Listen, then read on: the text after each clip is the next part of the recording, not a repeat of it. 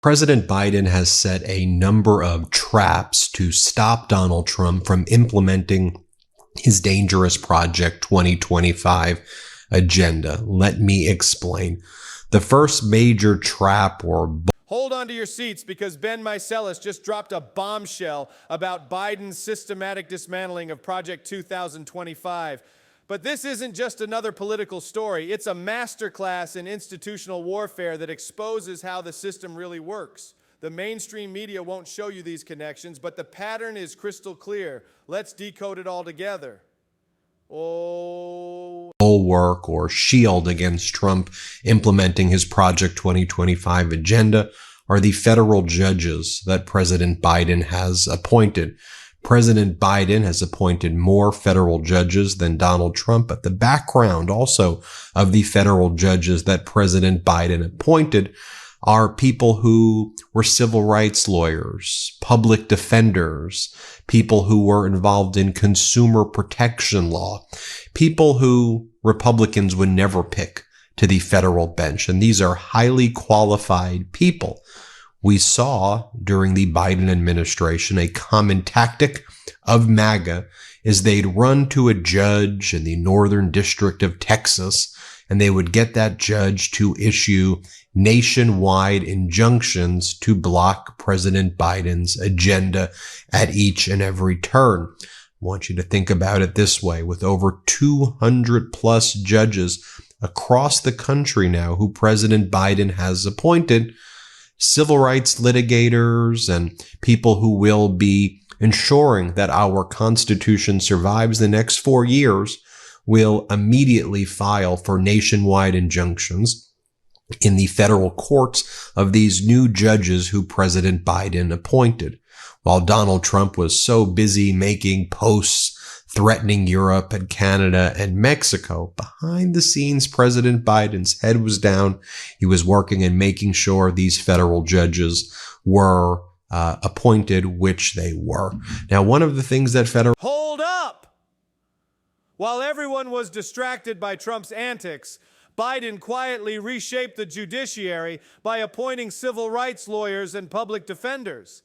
This isn't just blocking Project 2025, it's rewiring the legal system to safeguard democracy for decades. that President Biden is doing as well is, in addition to the federal judges, is he's making sure that the CHIPS Act money, he's making sure Inflation Reduction Act money, he's making sure Infrastructure Act money. Here's the genius move. Biden isn't just funding infrastructure, he's creating structural barriers. Every bridge, factory, and job site becomes a roadblock to Project 2025. This is political chess at its finest. Is being invested into red states and blue states, and that people are going to see the benefits, and that there's no way Donald Trump could ever take them away from people because the benefits are already being initiated. And one of the, I think, brilliant things that we saw, and we saw it in this whole fight over the continuing resolution, how Biden has set these traps where he's pitting the interests of Trump against MAGA Republican Congress members who represent people who are benefiting from Biden's policies, but who have been lied to by Fox and Trump and others that it's not Biden who gave them these benefits. They claim that it's Trump who gave them these benefits.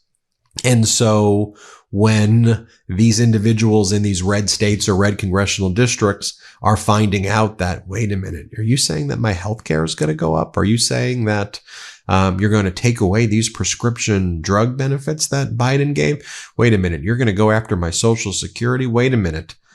We were investing all this money in bridges and infrastructure, and you're going to stop that? Wait a minute. I understand that Donald Trump and Fox they were telling me to hate the Green New Deal, and they were defaming it and giving all these names. But wait a minute. The factory that's employing my family members is a factory that's building windmills or is building electric vehicles. Wait a minute. You're saying you're going to shut those down? You're going to cost us our jobs. Come on. And so what we saw, for example, with the continuing resolution is Donald Trump made all these demands and he said, or else shut down the government. And then the Republican members of Congress were like, yeah, now we're not going to do that because your demands are actually going to hurt our people. So it's a brilliant move where basically President Biden is putting these mini traps in each of these congressional districts that frankly benefit the people. And so when Trump tries to attack it with Project 2025, the Republican Congress members are like, no, don't touch that. And then they end up kind of fighting with each other. We saw that there. So for example, the White House says from coast to coast, President Biden's bipartisan infrastructure law is rebuilding Americans' bridges. The Biden-Harris infrastructure package is funding more than 11,400 bridge projects across the country, including 18 of our most economically significant bridges that keep the American economy moving. Airports are being built across the country. I was just at LAX. Connect the dots. Biden's investments strategically target districts where economic benefits block Republican support for Trump's plans. This is tactical brilliance, resistance built into the economy itself. There was a lot of revitalization there. The San Diego International Airport was rebuilt. And President Biden says, my administration is investing in airports across America because we know that you can't compete in the 21st century with 20th century infrastructure. So what's Trump going to do? Demolish the airports? Stop these projects from happening? And President Biden's daring him to do it. You see this? President Biden goes, the next 4 years will determine whether the incoming administration builds on our economic progress. If it does, then 10 or even 15 years from now, U.S. economic leadership will be even stronger than it is today, proving that when the middle class does well, we all do well. Another example here, Biden proofing it, stopping Trump from doing what he wants to do to unleash corporate greed. President Biden announces today the Federal Trade Commission is answering my call to lower costs and promote competition by banning hidden junk fees when you book a hotel or purchase event tickets. This builds on my work to ban junk fees and lower costs, saving many families hundreds each year. And look, the economic news under President Biden keeps getting good. I mean, the last economic report under Biden is that growth beats expectation, record growth GDP, record low unemployment. Just take a look at the accomplishment list. And you know how Donald Trump knows that he's trapped and worried? Because Donald Trump tried to instigate a government shutdown right now, right? He failed at it, as I discussed earlier in this video, but he tried to tie. Follow the money. Biden's team placed these investments in red states deliberately. It's not just politics, it's economic warfare, making it nearly impossible for Trump to dismantle these initiatives without alienating his own base. A continuing resolution to fund the government with raising the debt ceiling to allow him to enact his Project 2025 agenda. And even the Republicans didn't support that.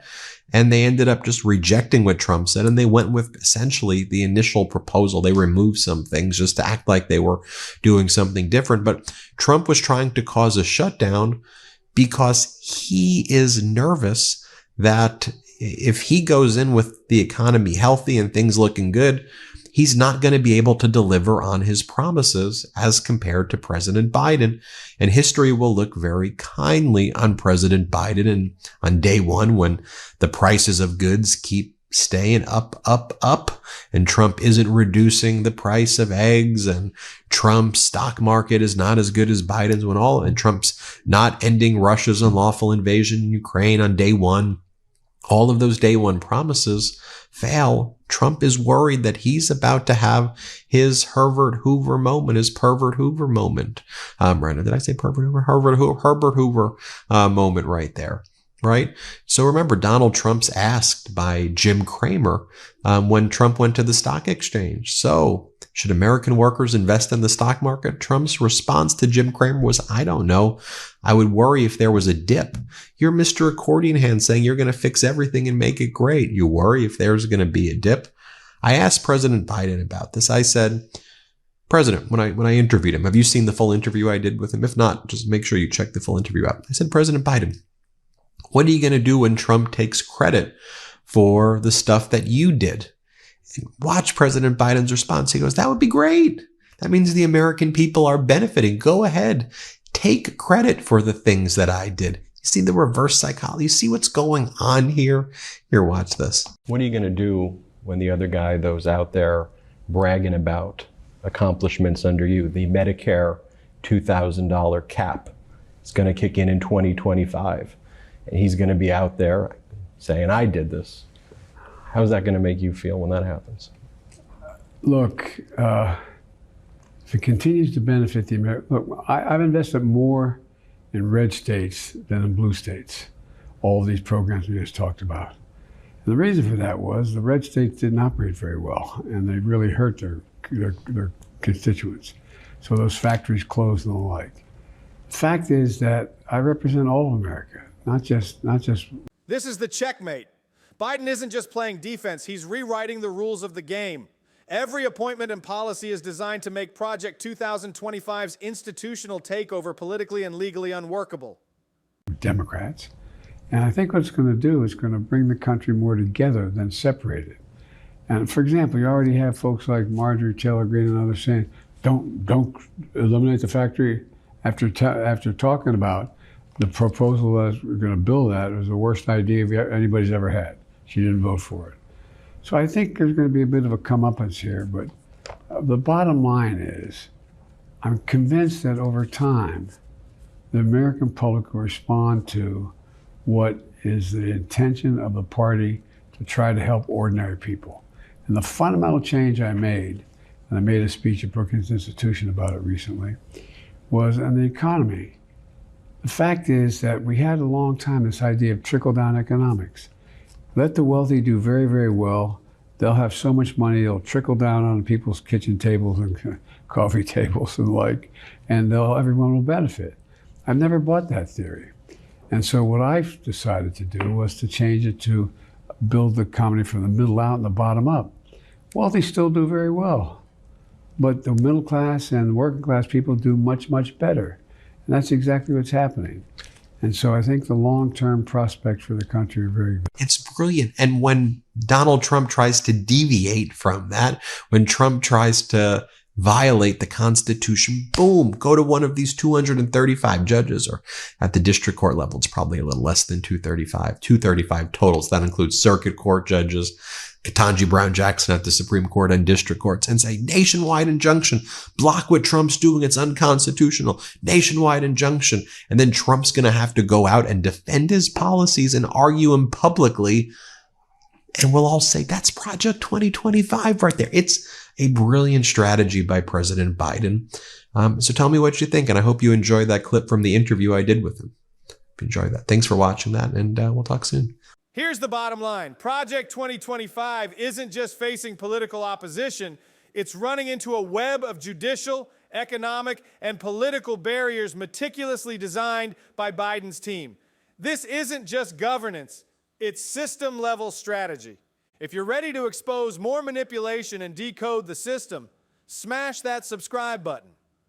Drop "Decode the Trap" in the comments if you're tired of surface-level analysis. Stay sharp, and I'll see you in the next breakdown.